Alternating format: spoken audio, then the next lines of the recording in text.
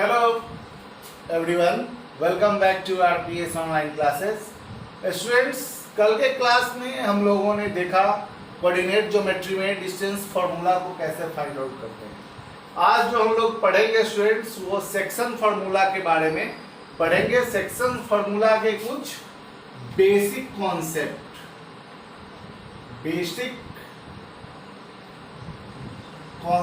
पहले हम इसको देखेंगे। बेसिक कॉन्सेप्ट और फिर इसी आधार पे हम लोग सेक्शन फार्मूला की तरफ बढ़ेंगे। तो फर्स्ट ऑफ ऑल हम आपको कार्टेशियन प्लेन पे ले चलते हैं और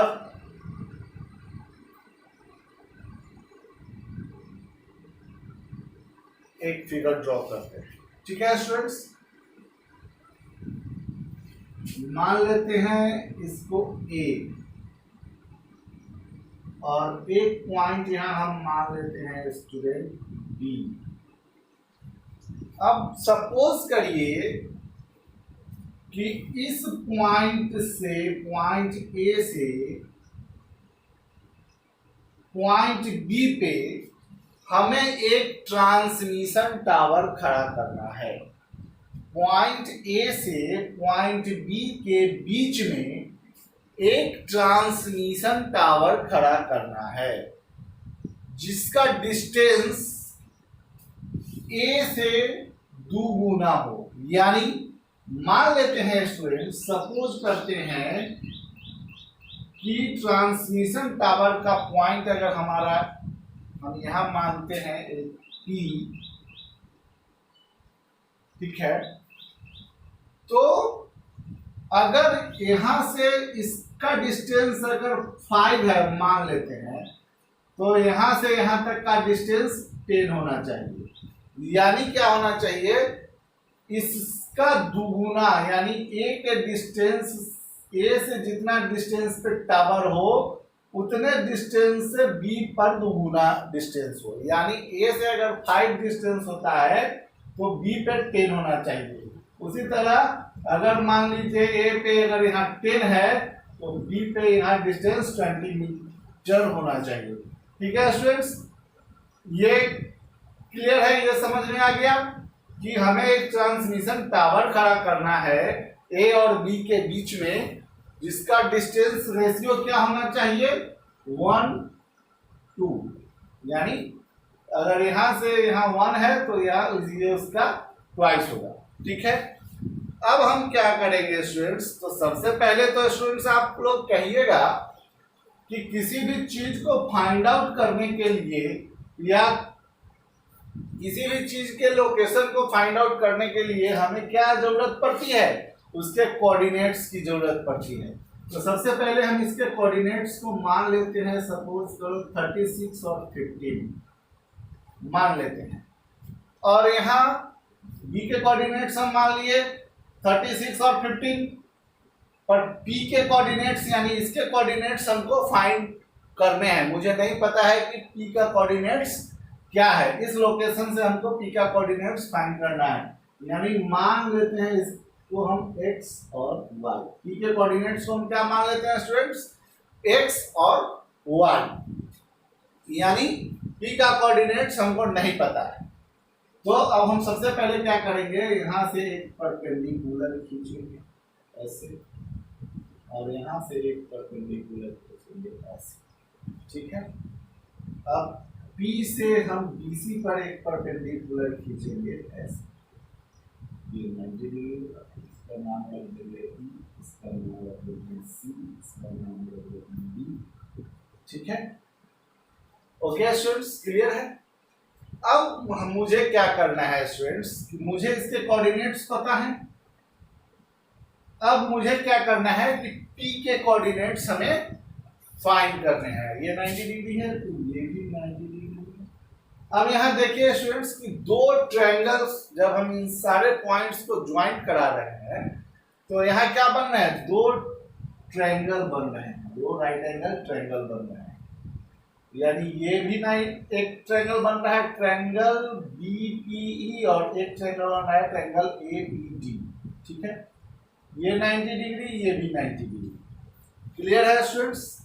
यानी इसको हम लिख सकते, यहाँ हम क्या करेंगे, ए के कोऑर्डिनेट्स हमको पता है 0 और 0।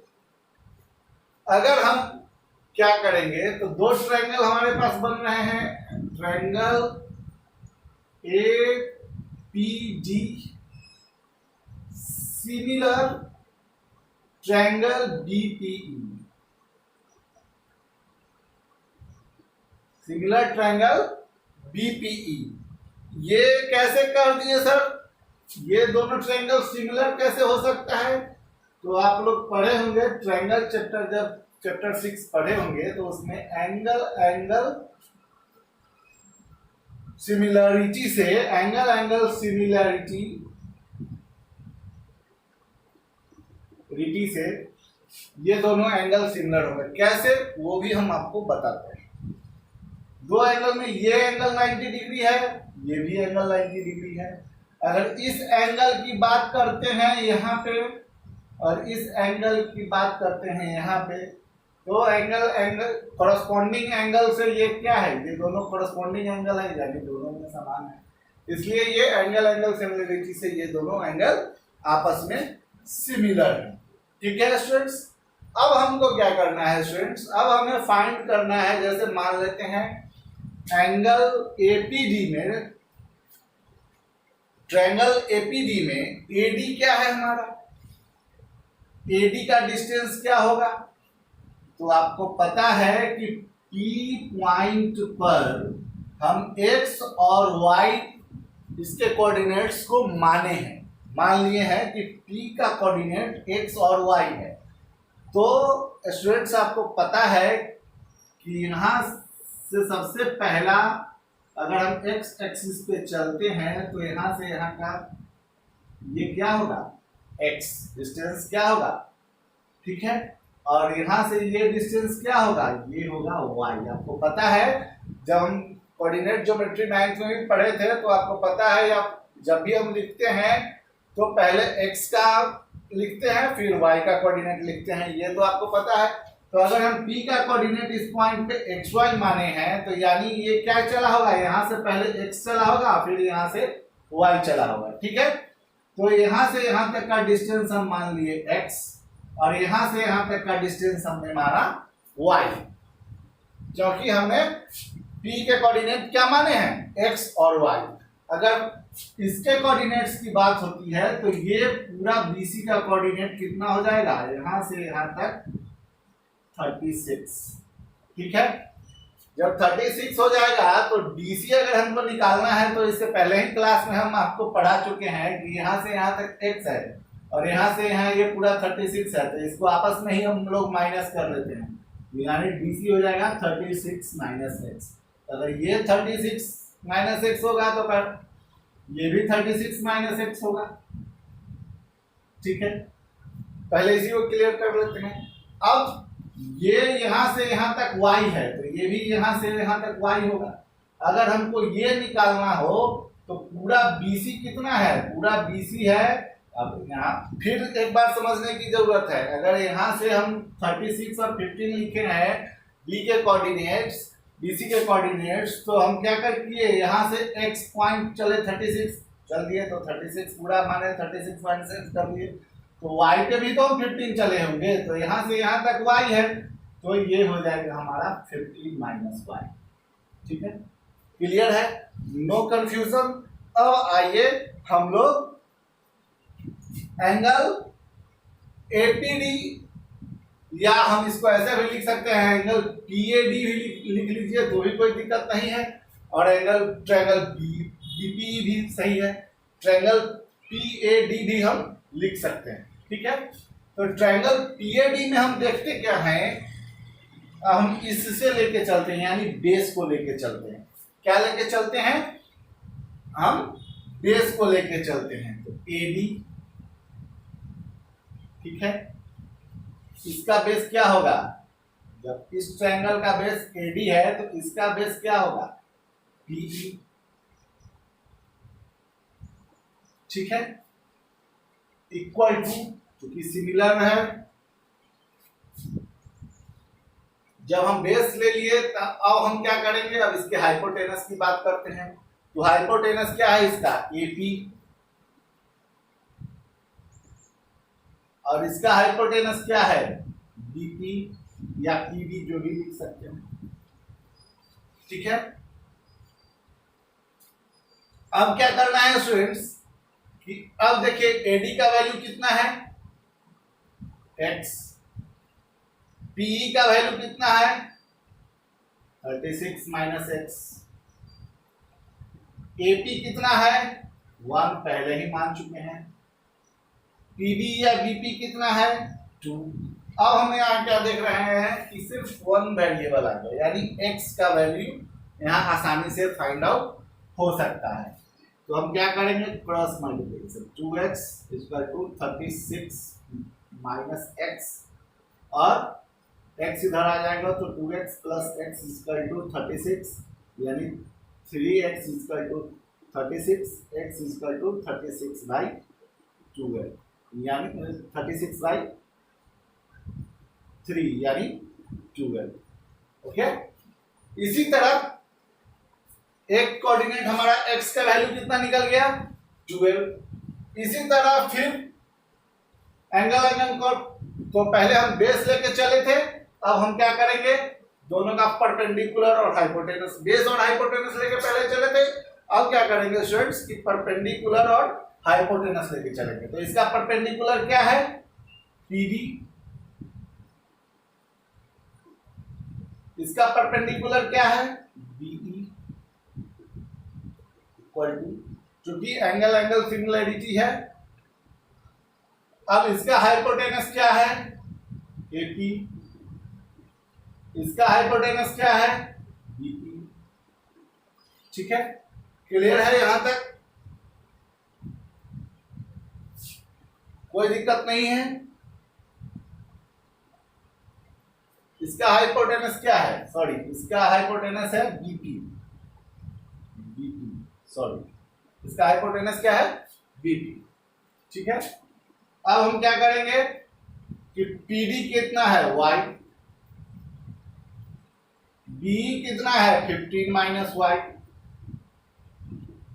एपी कितना है 1, बीपी कितना है 2, फिर वही चीज, यानी 2y equal to 15 minus y, 2y plus y equal to 15, 3y equal to 15, y equal to 15 by 3 यानी 5।